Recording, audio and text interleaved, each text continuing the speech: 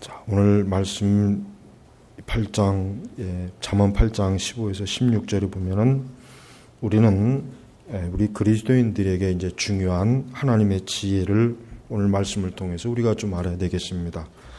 우리 그리스도인들은 이 세상의 통치와 권력에 대해서 우리가 좀 분명하게 성경적으로 알고 있어야 됩니다. 왜냐하면 이 세상에서 드러나는 통치와 권세라고 하는 것은 우리 성도들에게 굉장히 중요한 의미를 갖고 있습니다.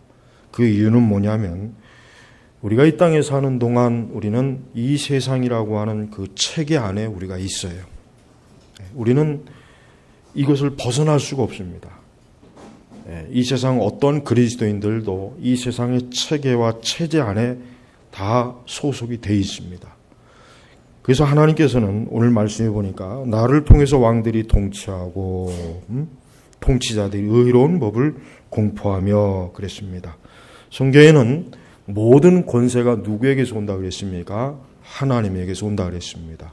그런데 우리가 그 말씀에 보면은 자칫 오해를 하면 안 되겠죠. 어떤 분들은 그 말씀을 좀 유심히 봐야 되는데, 즉 하나님께로부터 오는 권세는 거기에는 악한 권세도 포함이 되는 거예요. 그거를 알아야죠. 그러니까 하나님은 선한 통치자만 내주시는구나. 그러면 악한 통치자는 무엇인가? 이런 생각을 하게 돼요. 그러나 사실은 뭡니까? 성경적으로 봤을 때 애굽의 바로 왕이 굉장히 강팍하고 악했어요. 그러면 그 바로 왕을 누가 세웠습니까? 하나님이 권세를 주신 거예요. 신약 성경에 보면은 헤롯이 얼마나 악한 왕입니까? 그러면 그 헤롯은 누가 권세를 줬습니까? 하나님이 주신 거예요. 그러니까 우리는 이 세상의 통치자들은 하나님에게서 다 오는 거예요. 우리가 역사적으로 아주 악한 통치자들이 있죠.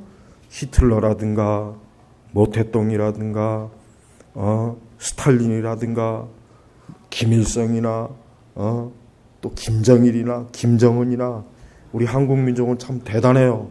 세트로 3부자가 위대한 악한 통치자로 지금 이렇게 이름을 들먹이고 있으니, 그보다 더 한심한 건 그런 통치자들에 대해서는 입도 한마디 찍소리도 못하는 것들이 우리 자유 대한민국의 통치자에 대해서는 엄청난 저주를 퍼붓는 것들, 나는 굉장히 한심하게 보여요.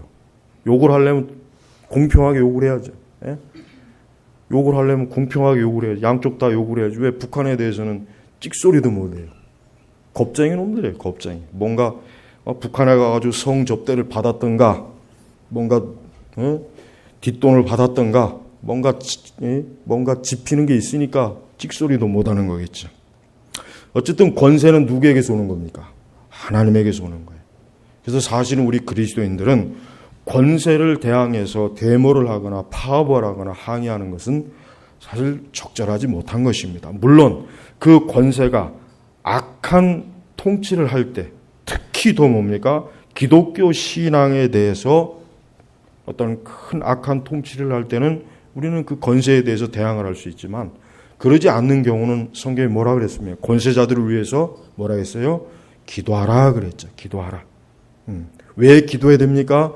우리가 평안하게 신앙생활하기 위해서 기도하는 거예요. 그래서 우리 그리스도인들은 사실 이 세상의 통치자들의 통치에 대해서 자꾸 이러니 저러니 참견하는 건 좋지 않은 거예요. 그 전에 먼저 우리는 통치자들을 위해서 기도해야 되겠죠. 어떻게 기도해야 되겠습니까? 그들이 하나님을 두려워하도록 기도해야 돼요. 그들이 예수님을 믿는가 안 믿는가하고는 상관없어요. 그들이 교회를 다니고 안 다니고 하고 상관없습니다. 어쨌든 그들에게 주어진 권세는 하나님에게서 온 것이기 때문에 저들이 하나님을 두려워함으로 양심과 바른 질서와 법을 가지고 통치하도록 우리는 기도할 책임이 있어요. 그러나 요 근래 들어와서는 사실 과거에는 그래도 교회에서 이 통치자들을 위해서 기도를 그래도 많이 했는데, 확실히 한 10여 년 요 시점에 와서는 우리 그리스도인들이 이 통치자들을 위해서 기도하지 않는 게 분명히 좀 티가 많이 나요. 왜 그렇습니까? 굉장히 혼란스럽잖아요. 정치적으로 혼란스럽고 날마다 시끄럽고 제대로 우리나라가 지금 더 발전하고 더 잘 뭔가 좋아져야 되는데 점점 하는 꼴을 보면은 이게 도대체가 이게 지금 바다로 가고 있는지 산으로 가고 있는지 어디로 가고 있는지 모를 정도로 혼란스러워요. 그래서 어떤 사람들은 그래요. 이제 우리나라는 이젠 구군이 다 했다. 이제는 국가의 어떤 이제 흥하는 게 이제는 끝이 났다. 이제는 쇠퇴기다. 인구도 줄어들고 사회 질서도 어지럽혀지고 모든 게 어때요? 무질서해 진짜 무질서해. 이거 위에서부터 그런 게 아니에요. 아래도 마찬가지예요. 여러분 도서관에서 해마다 한 몇십만 권의 책들이 찢어지고 파손돼요. 요즘은 또 스마트폰이 있어갖고 자기가 보고 싶은 부분만 딱 찍어다가 보는 사람도 있고. 그러니까 위에서부터 아래까지 이 세상 우리나라는 어때요 지금? 무질서. 질서가 없는 거예요. 그럼 왜 그러느냐?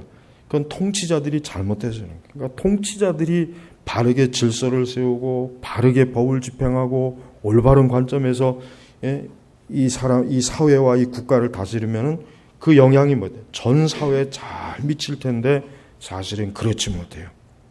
근데 보니까 나를 통해서 왕들이 통치하고 통치자들이 의로운 법을 공표하며 나를 통해서 즉 권세는 누구에게 오는 것입니까? 하나님에게서 오는 거예요. 근데 문제는 그 통치자들이 자기에게 주어진 권세가 하나님에게서 온 것인 줄 안다면 어떻게 됩니까?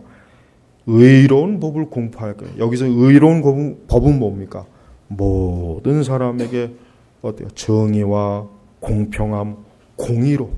그러니까 성경은 특별히 하나님의 속성 중에 우리가 볼 수 있는 건 하나님은 공의로우신 하나님이에요.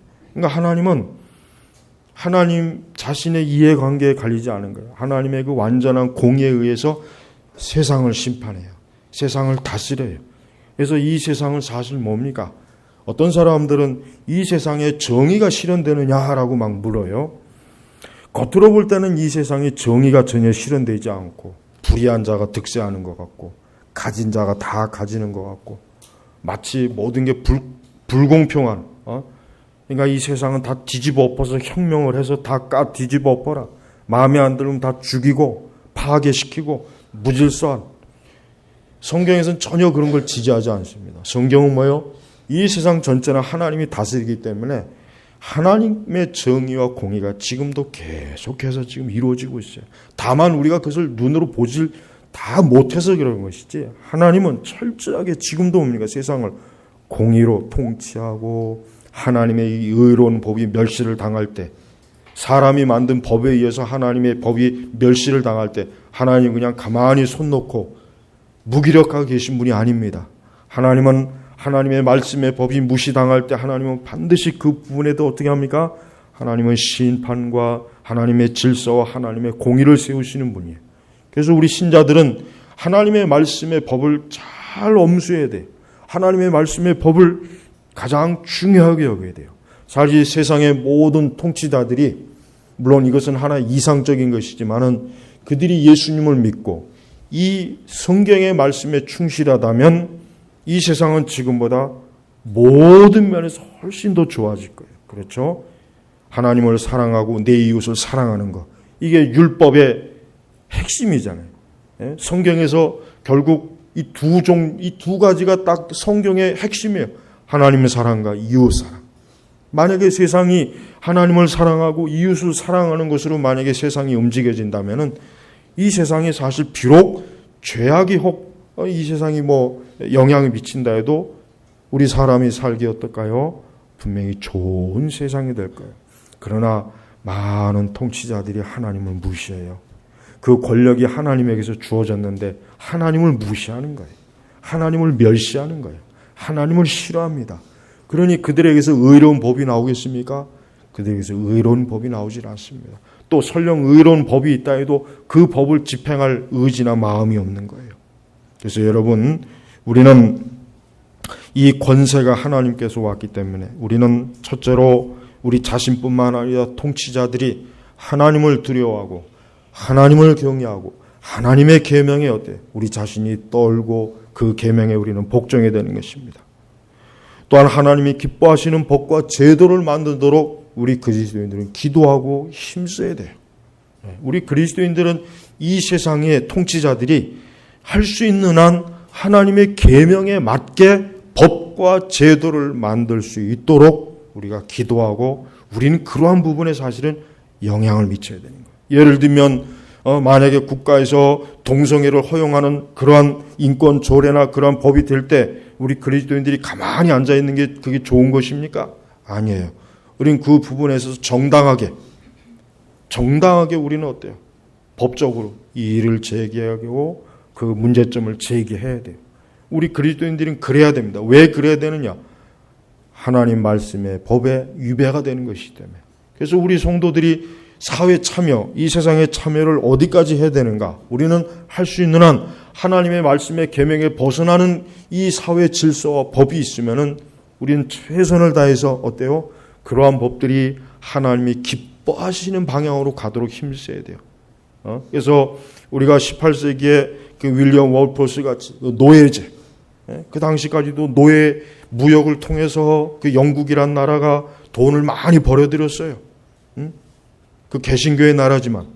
그러나 윌포스가 가만히 보니까 성경적 관점으로 볼 때 노예제도는 분명히 합당하지 않은 것이다. 어떻게 사람이 같은 사람을 노예로, 그것도 그냥 부리는 것이 아니라 잔혹하게 잔인하게 학대하고 이용하고, 그러니까 어때요? 이건 하나님 기뻐하는 것이 아니다. 그가 죽을 때까지 수십 년 동안, 죽기 며칠 전에야 그가 평생에 그렇게 원했던 노예 폐지론이 영국 의회에서 딱 결정이 된 거예요. 그렇습니다. 우리 성도들은 비록 이 세상에 나그네지만, 그러나 우리가 지금 현재 살고 있는 이 세상 광야를 할 수 있는 한 어때요? 더 성경적으로 좋은 곳을 만들기 힘써야 돼요. 그게 우리가 가지고 있는, 우리 그리스도인들이 가져야 될 지혜로운 행동이에요. 우리가 경건하게 하나님 앞에 기도합니다. 우리가 계명을 순종합니다. 그러나 거기서만 머물면 안 됩니다. 우리가 이 사회 구조라는 걸 가만히 보면은 이 사회 구조가 우리 신자들에게 해를 주는 게 많아요. 우리에게 예를 들면 아직도 우리나라는 이 주일날 이 공무원 시험 보잖아요. 아직도 주일날 국가 시험이 주일날 다 봐요. 그럼 우리 그리스도인들은 그것 때문에 어때요? 굉장히 갈등이 많죠. 내가 시험을 봐야 되는가? 예배를 드려야 되는가? 사실 우리나라가 기독교가 한창 왕성하고 또 뭐 심지어 뭐 장로 직분을 가진 대통령이 2명이나 나왔지만 그거 하나조차도 해결을 못했어요. 좀 국회의원의 뭐 3분의 1, 2분의 1이 뭐 교회 다닌다 그러죠.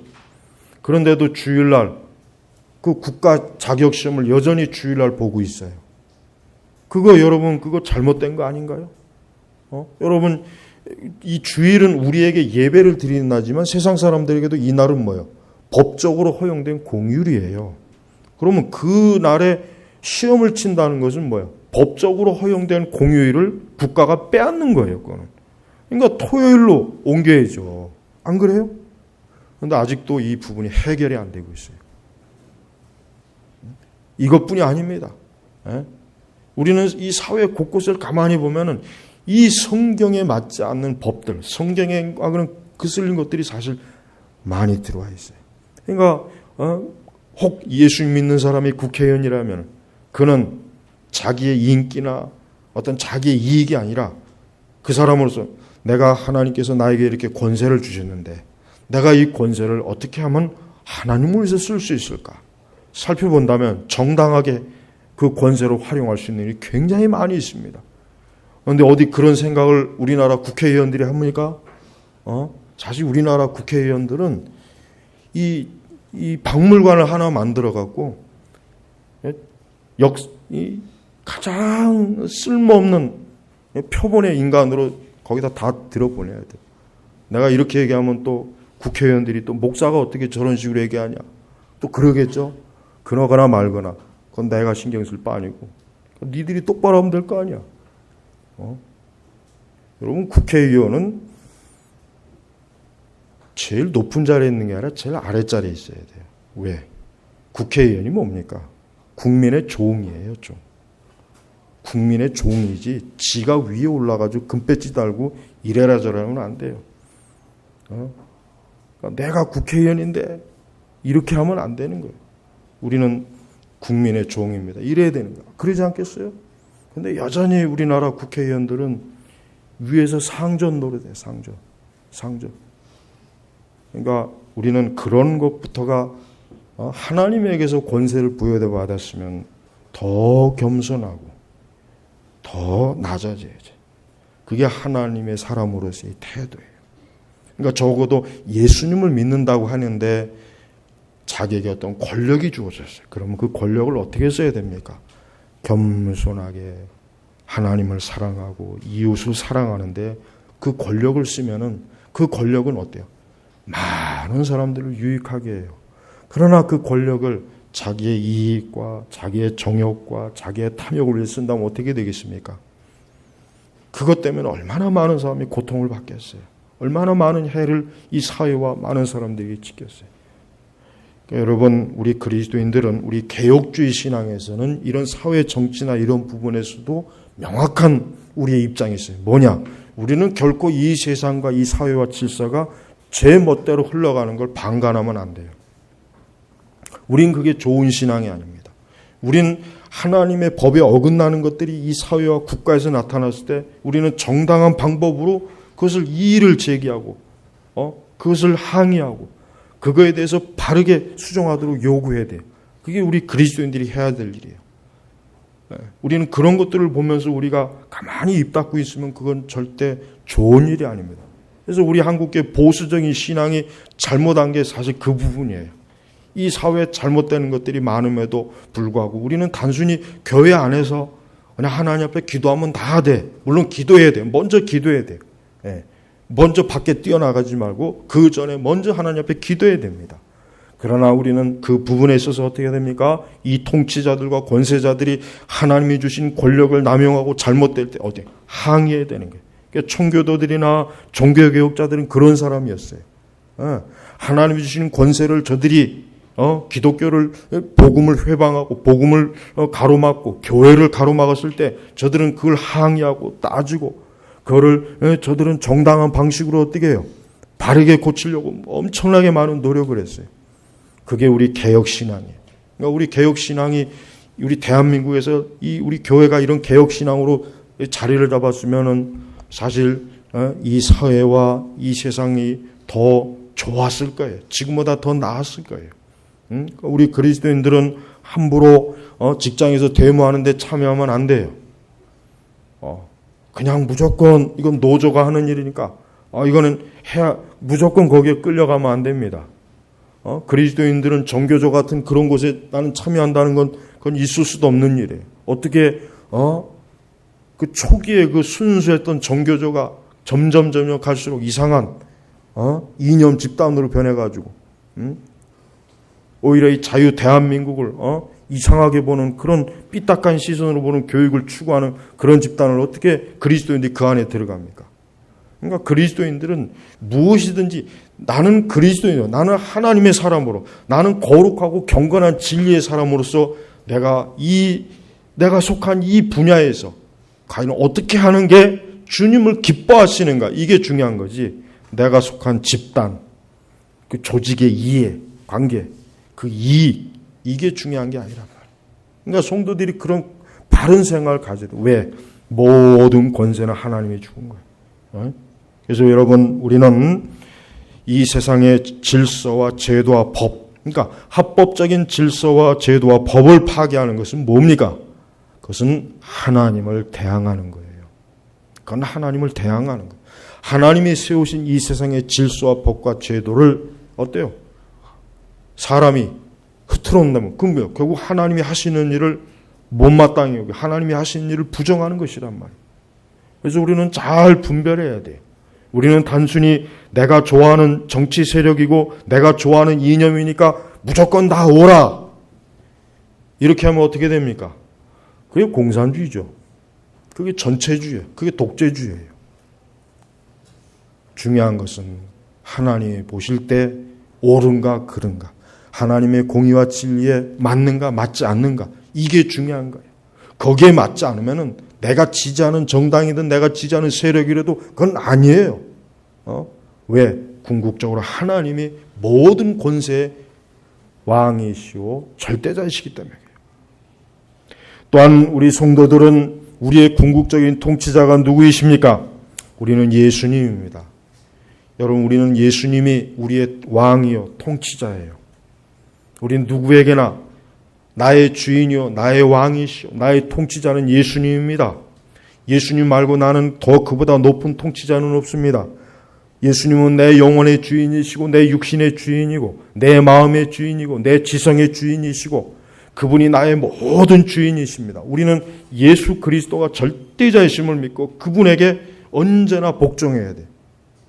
그래서 우리는 그분을 떠받쳐야 됩니다. 우리는 예수님이 모든 권세의 주인이에요. 예수님께서 주시고자 하는 자에게 권세를 준 거예요. 거두시고자 하는 자에게 권세를 거둔 거예요. 그래서 이건 우리의 영적인 문제뿐만 아니라 우리의 육신의 문제도 예수님께서 우리의 위에, 항상 우리 위에 계셔서 우리의 통치자가 되고 우리는 그 통치자분의 뜻을 날마다 우리는 수행하는 거예요. 그래서 종교개혁 정신이 뭐예요? 내가 하는 모든 이 일이 누구를 위해서 하는 겁니까? 그리스도를 위해서 하는 거예요. 하나님의 영광을 위해서 하는 거예요.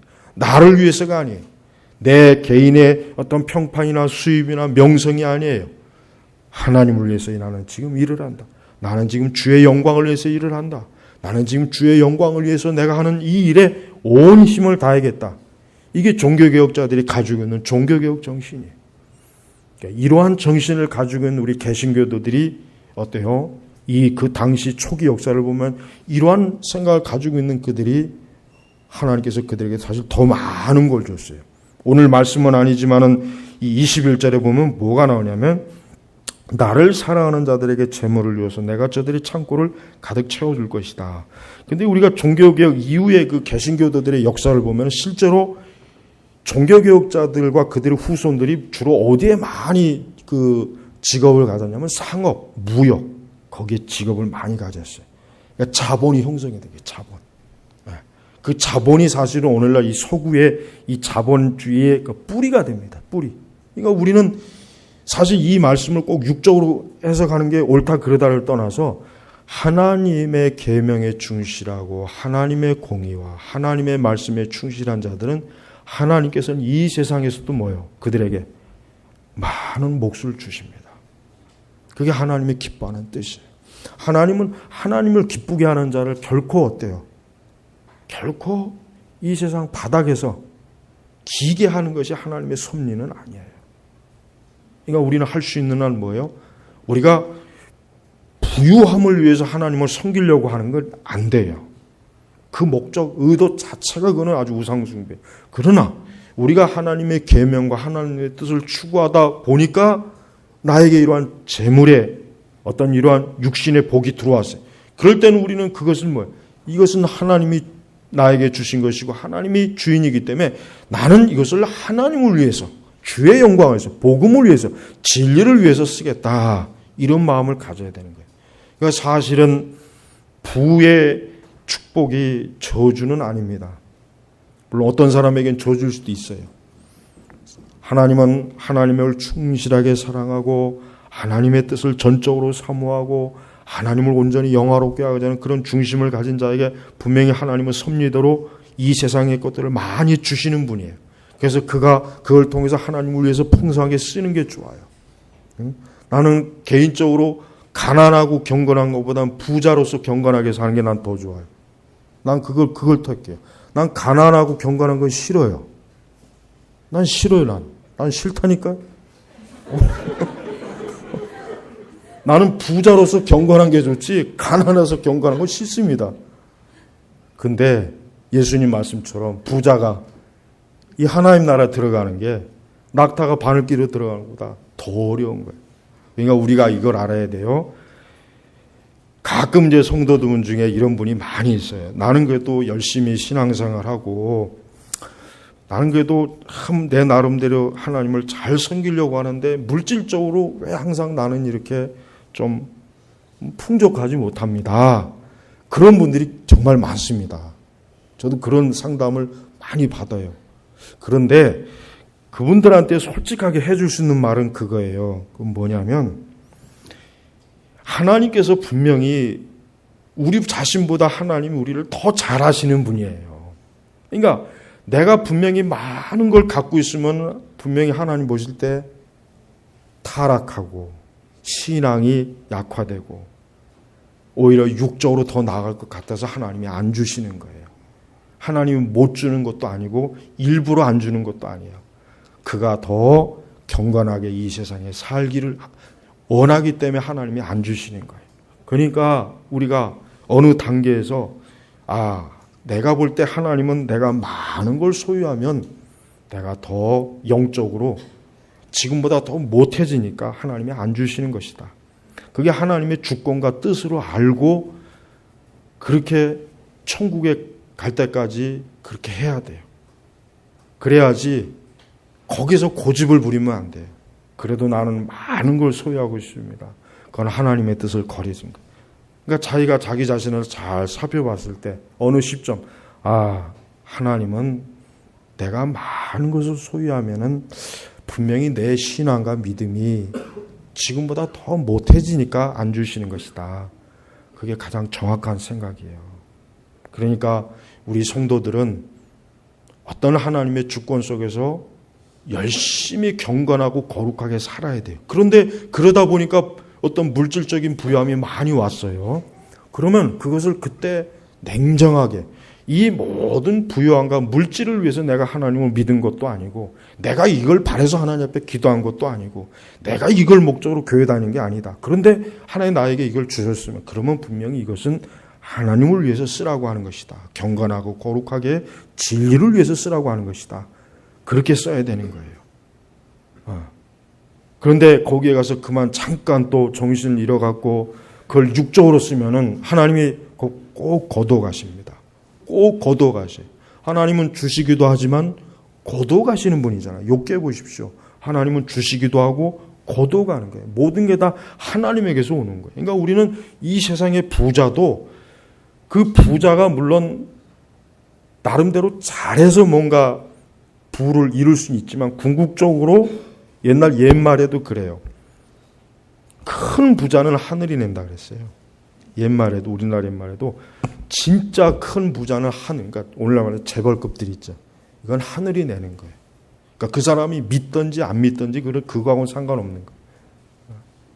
그러니까 우리는 하나님께서 나에게 주신 모든 것들을 하나님의 주권적인 관점에서 바라봐야 돼요. 물질을 그렇게 바라고 권력도 마찬가지예요. 내가 어떤 정치적인 권력, 사회적인 권력 이런 게 있으면 그런 권력을 내 자신의 유익이나 나의 사적인 정욕이나 욕망을 위해 쓰지 말고 어떻게 하면 이런 것을 하나님을 위해서 쓸까? 그런 생각을 만약에 우리 그리스도인 국회의원들이나 법조인들이나 공무원들이나 기업인들이나 사회적으로 좀 이런 분들이 만약에 그런 생각을 가졌다면 이 사회가 어때요? 얼마나 더 좋아졌겠어요. 저 강남의 교회들 거기에 보면 변호사도 많고 국회의원도 많고 회사에 이런 기업의 중역들도 많아요. 그런데 그 사람들이 하나같이 지금 내게 주어진 이러한 권세와 권력은 오직 하나님께서 하나님의 선한 목적을 위해서 쓰라고 준 것이지 이게 내 자신의 그저 육적인 자아를 정욕을 위해서 어떤 나를 자랑하기 위해서 내 권세를 드러나기 위해서 내가 대접받기 위해서 그런 생각을 가지고 있다면은 지금 저렇게 되는 거예요. 저렇게 지금 우리나라 교회 저렇게 되는 거란 말이에요. 그러니까 적어도 우리 믿는 사람들은 내게 어떠한 것이 주어지면은 뭡니까? 그 모든 것을 하나님이 주셨구나.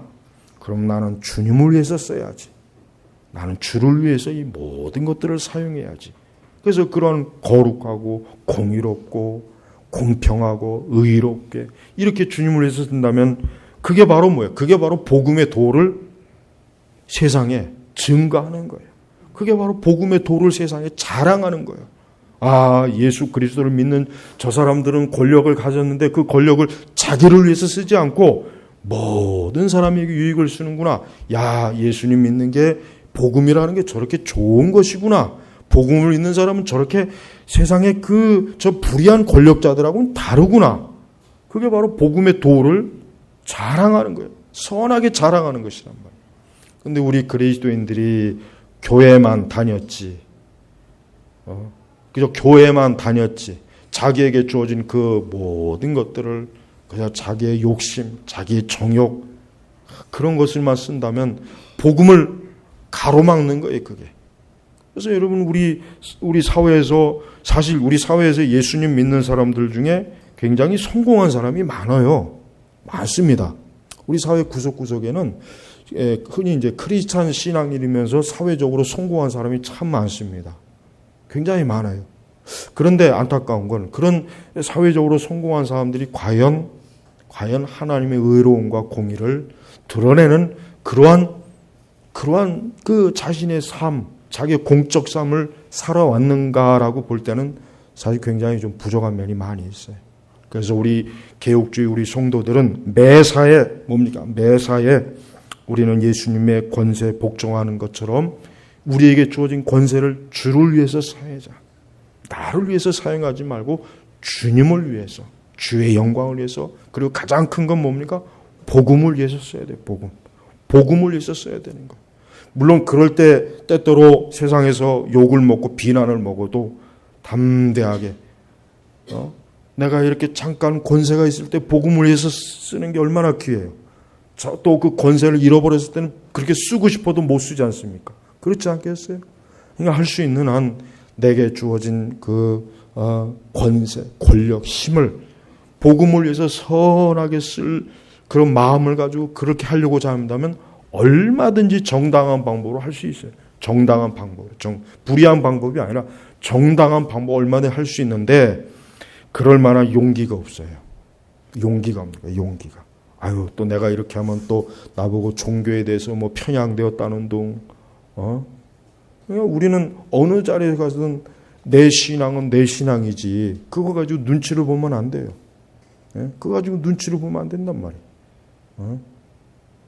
나는 그저 봉은사 역 그 보면은 난 참 정말 저거는 어떻게 우리 기독교계가 어떻게 저거를 못 막았을까? 어떻게 저거를 저렇게 불교 쪽에서 저렇게 로비한 걸 저렇게 어떻게 그냥 맥없이 저렇게 했을까? 참 그게 안타까워요. 아니 거기는 코엑스가 더 가깝고 그게 더 사람들한테 많이 알려져. 왜 봉은사역이라고 거기다 떡하니 역 이름을 왜 거기다 칩니까? 그거는 종교 편향 아닙니까? 근데도 이 세상은 보세요. 세상은 거기에 만약에 기독교적인 의미에 만약에 역 이름을 했으면 아마 당장 벌떼처럼 막 들고 일어났을 거예요. 근데 봉은사 하니까 별로 그렇게 크게 무슨 비판도 안 하고 또 좌파들 신문들 쫙 보면 거론도 안 해요. 하여튼 우리 좌파들은 우리 기독교를 아주 씨가 마르길 원하잖아요. 좌파들은. 특히 우리 종북 좌파들은. 여러분, 우리가 이 세상에서 우리에게 주어진 권력을 우리가 그저 무대뽀로 우리를 위해서 쓰자는 게 아니라 우리 자신이 항상 하나님의 공의와 정의와 공평을 위해서 쓰는 거예요. 계시록 11장 15절에 무슨 말씀이 있습니까? 계시록 11장 15절에 이런 말씀이 있습니다. 세상 나라가 우리 주님과 그리스도의 나라가 되었으니 그분께서 영원 무궁히 다스릴 것이다. 계시록 11장 15절이에요. 저는 빨리 이 말씀이 이루어지는 그 나라가 왔으면 좋겠어요. 앞으로 주님께서는 세상의 모든 권력자들의 권력을 다 회수할 거예요. 이제 너희들의 모든 권력을 다 거둘 것이다. 이제는 내가 이 세상과 이 세상 모든 나라를 하나님의 나라와 그리스도의 영광을 위해서 다스릴 것이다. 그것도 영원 무궁히. 그러니까 이 세상의 권세자들은 자기에게 잠깐 주어진 권세를 가지고 어리석고 미련하고 바보 같은 짓을 해서 많은 해악을 주고 피해를 주고 그런 짓을 하지 말고 하나님을 위해서 그리스도를 위해서 장차 이 모든 권세의 주인인 주님께서 이제는 다 나중에 회수하셔서 주님이 다스릴 그 때가 있으니 겸손하게 하나님의 영광을 위해서 쓰자. 우리 그리스도인들이 이러한 권력, 이러한 권세관을 갖고 있었다면은 지금 우리 한국 사회는 더 좋은 사회가 되었을 텐데 안타깝지만 교회에서 그런 걸 가르치질 않았어요. 청년들한테 그런 걸 가르치지 않았습니다. 그런 걸 가르치질 않았어요. 이것도 지금 기독교 세계관에 속한 거예요. 그런 걸 가르치질 않았어요. 그냥 너희들 열심히 기도해라. 열심히 기도하면 다 돼. 그렇게 해서 검사가 되고 판사가 되고 법관도 되고 공무원도 되고 국회의원도 됐는데 어떻게 할 줄을 몰라. 이거 어떻게 해야 되나. 어떻게 할 줄을 몰라요. 권세는 주어졌는데 할 줄은 몰라요. 그게 더 큰 비극이에요. 차라리 그런 자리에 그리스도인이 없는 게 더 낫습니다. 우리 모든 성도들의 소망이 뭡니까? 아까 계시록 11장 15절입니다. 여러분, 이 세상은요, 아무리 통치자가 바뀌고 아무리 왕이 바뀌어도 그 세상이 그 세상이에요. 사실 별로 그렇게 아주 최악의 통치자만 안 나오면 괜찮아요. 우리에게 궁극적 통치는 뭡니까? 주님. 아까 얘기했죠. 진정한 성도라면 이런 마음을 먹어야 돼요. 하루빨리 예수님이 통치하는 그 완전한 세상이 되었으면 좋겠다. 어서 빨리 우리 주님이 완전하게 의와 공평과 정의와 사랑으로 통치하는 그 세상이 빨리 왔으면, 즉 세상 나라가 우리 주님과 그리스도의 나라가 되었으니 어서 속히 이 나라가 왔으면 좋겠다. 어서 그 나라의 거룩한 신민으로 살았으면 좋겠다. 이게 우리 성도들의 소망이에요. 이게 성도들이라면 진짜 가져야 될 참된 정치적 소망이란 말이에요. 이게 궁극적인 거예요. 그래서 우리는 절대로 정치가들의 그 헛된 약속을 믿으면 안 돼요. 그들 자기 자신도 주체 못하는 주제에 무슨 온 백성을 잘 살게 했다. 여러분, 우리나라 역대 대통령들의 공약 봐요. 그 중에 지켜진 게 뭐가요? 거의 없어요. 전부 다 거짓말. 정치하는 사람들은 거의 예외가 없어요. 전부가 다 거짓말이에요. 거짓말을 못하면 정치를 하면 안 돼. 정치를 잘하려면 거짓말을 잘하면 돼요. 정말이에요. 링컨도 얼마나 거짓말 잘했는데, 어떤 사람 링컨이 대단한 링컨도 얼마나 그 사기꾼인데, 얼마나 그 술수야 계략이 아주. 그러니까 대통령이 되지 그냥 대통령이 됩니까? 안 되는 거예요, 그거는. 우리는 세상의 통치자를 믿지 말고 우리의 영원한 통치자 누구요? 주 예수 그리스도. 우리 성도들은 예수 그리스도, 그분이 통치하고 그분이 완전하게 통치하시는 그날을 소망하고 우리가 이 땅에서 그리스도인으로서 하나님의 정의와 공의가 이루어지도록 우리에게 주어진 소임을 다 하는 거예요. 이게 우리가 가지고 있어야 될 정치관이에요. 여기에서 벗어나면 안 돼요. 선동질하고 대모질하고 거리에서 깽판 치고 천막 치고 합법적인 걸 무시하고 이상한 다른 자유와 질서 이런 것들을 파괴하고 그런 오만 더러운 잡다한 것들은 일체 그리스도인들은 거기에 관여해서는 안 됩니다. 그건 하나님 보실 때 악이에요. 악. 그걸 의로, 그걸 공의로 여기고 있는 그런 사람도 많이 있는데 그건 잘못 알고 있는 거예요. 성경을 제대로 본다면 절대 그런 걸 지지할 수가 없어요.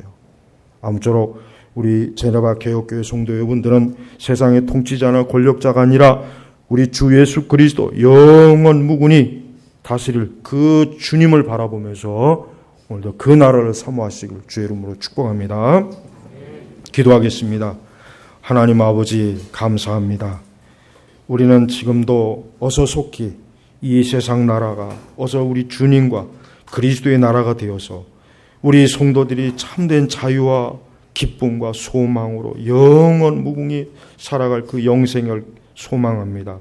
주여, 그러나 이 세상을 우리 주께서 보실 때 얼마나 많은 악이 있고 어리석은 통치자도 있고 어리석은 백성들이 있겠습니까? 우리 그리스도인들이 더욱더 깨어 바른 진리의 생각과 관점을 가지고 우리가 사는 이 광야의 삶을 더욱 하나님 기뻐하시는 그 공의와 정의가 이루어지도록 우리가 주의 진리의 도구가 되게 하소서. 감사하며 우리 주 예수님의 이름으로 기도 올렸습니다. 아멘.